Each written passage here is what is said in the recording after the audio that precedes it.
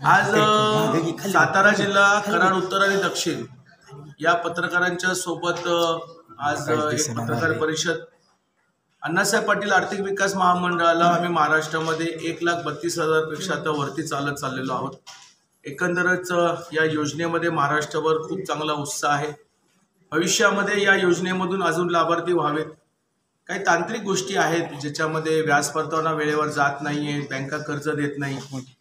खरं म्हणजे काही कोऑपरेटिव्ह बँक आहेत जे 12, 13, 14, 15% पर्यंत व्याज परतावा व्याज दर लावत होते.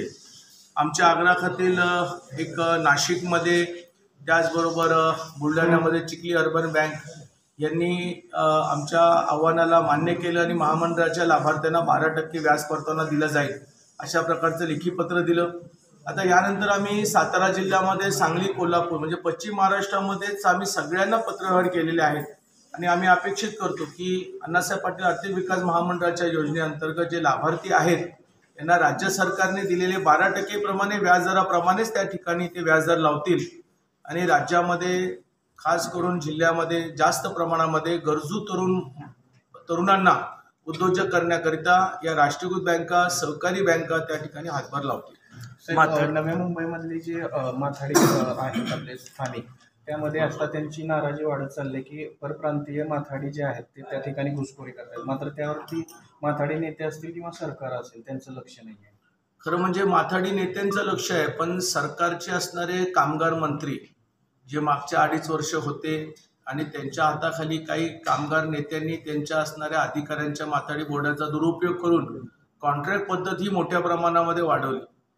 नव्यानं झालेलं सरकार आदरणीय देवेंद्र फडणवीस साहेबांच्या माध्यमातून आता जे आमचे नवीन कामगार मंत्री आकाश फोंडकर साहेब आहेत, हे स्वर्गीय भाऊसाहेब फोंडकरांचे चिरंजीव आणि एक चांगला तरुण कार्यकर्ता आज मंत्री झालेला आहे.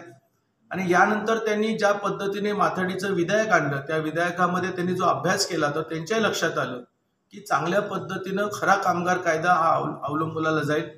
ज्या ठिकाणी अनोंदित कामगार असतील, परप्रांतीय असतील, तिथं यानंतरच्या कालखंडामध्ये खऱ्या माथाडी कामगारांना त्या ठिकाणी न्याय मिळेल असं आम्हाला कामगार मंत्र्यांच्या माध्यमातून पूर्णपणे विश्वास आहे. मागचे कामगार मंत्री म्हणजे नक्की कोण? आता आमचे सांगली जिल्ह्याचे सुरेश खाडे, एकतर ते कामगार चळवळीतले नव्हते, एक उद्योगपती. आता उद्योगपती कामगारांना न्याय देत असेल तर मग कामगार कायदेच झाले नसते. सरकारी बँकांमध्ये तरुणांना त्रास दिला जातो, त्याबद्दल काय सांगा? सरकारी कर्ज कोऑपरेटिव्ह बँक, राष्ट्रीयकृत बँकांमधून जे महामंडळाची खरी योजना राबवली पाहिजे त्याच्यासाठी काही टाळाटाळ केली जाते. त्याच्यामागचे पहिलं प्रकरण असं आहे की एक सिबिल आहे, दुसरं प्रकरण आहे की काही अकाउंट्स NPA ला जातात, असे काही प्रकरण आहेत.